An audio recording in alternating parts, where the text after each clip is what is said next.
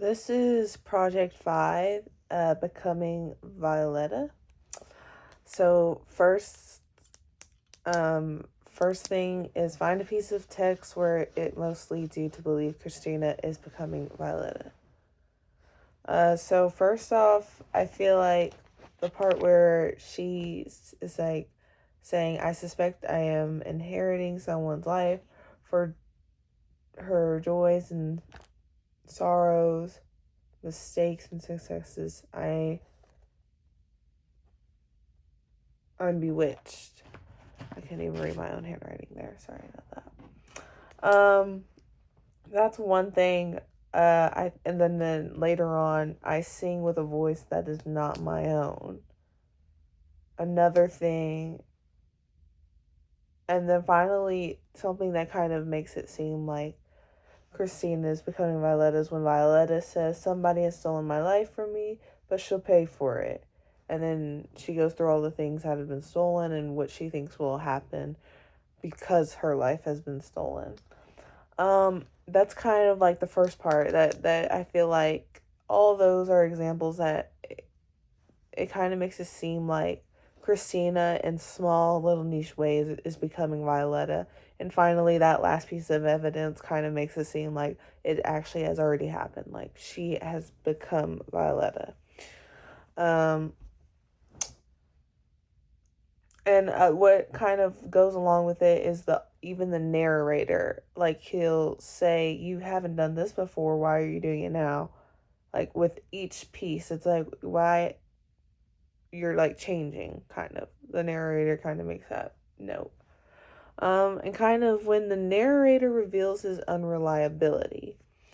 The first thing I was afraid Christina would find out about my lie from the neighbors.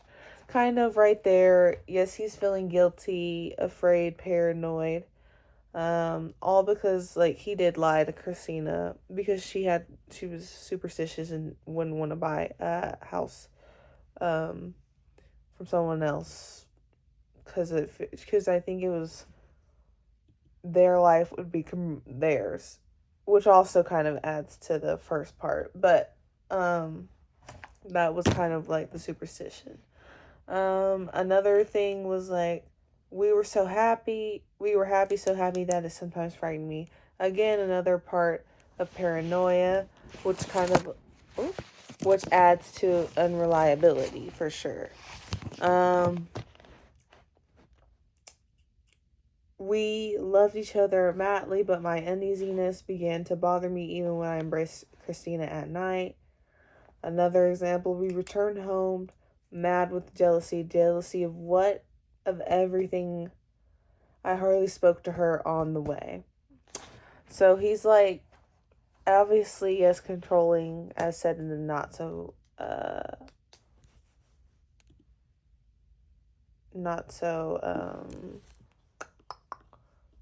what is it, not so famous? What the world? As said in the video by the professor, it's just like he was controlling, but he was the one projecting all these things and instances and making it seem like Christina was becoming Violeta. And unreliability, usually you can associate unreliability with like say lying, and he had already done that right out the bat. He right out the gate he already had lied. And so what makes him unreliable is obviously the paranoia in every single one of the examples. He's paranoid, he already had lied, and with every instance she is happy, but he's the one that's making a big deal out of nothing basically. So obviously it kind of makes him seem like an unreliable narrator. And finally, when I realized, hold on, when I realized that she really wasn't becoming another person, would probably be the last paragraph of chapter of page 5. Mainly page 5 kind of gives it away. Um, so when Violetta kind of has the breakdown, and then yes, she is dead, but like when she explains everything, like how her life is stolen, she's just paranoid, like the narrator is, really.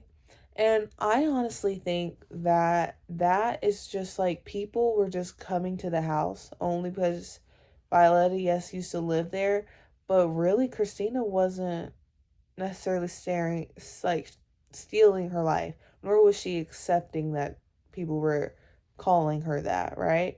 Calling her Violetta. Christina didn't want that to happen, right?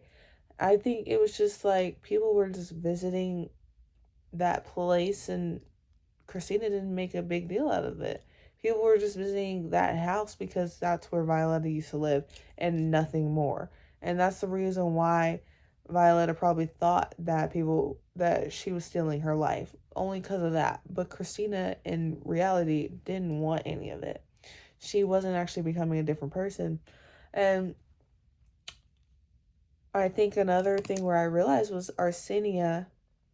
She's talking to the dude as if he was an admirer of Violetta.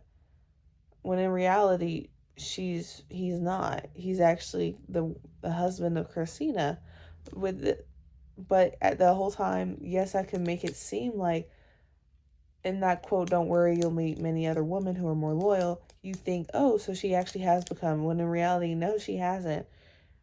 Arsenio just thinks that he was an admirer of Violetta at this entire time. Like, he's the one that's kind of projecting Violetta onto Christina. And then finally, that last paragraph, from then on, Christina had become Violetta, at least as far as I was concerned. I tried following her day and night to find her in the arms of lovers. He never found her because she wasn't actually out there. She was probably at home waiting for him. Um, I became so estranged for what I had viewed from her that I had viewed her as a complete stranger. One night she fled. I feel like she did actually leave though. It was just like, what are you doing? Why are you acting like this? Why are you so different? Why are you... I think it was just like that type of leave, not really fled. It was just like probably let's get a divorce followed right after that. But that's about it. I think she probably went home, probably to her mom at that point. But honestly, that kind of makes it seem, I feel like that at that point, and without the many instances around the text, it kind of insinuates that Christina never became Violetta, but the narrator was just projecting Violetta onto Christina, and Christina just had to leave at the end. So, yeah.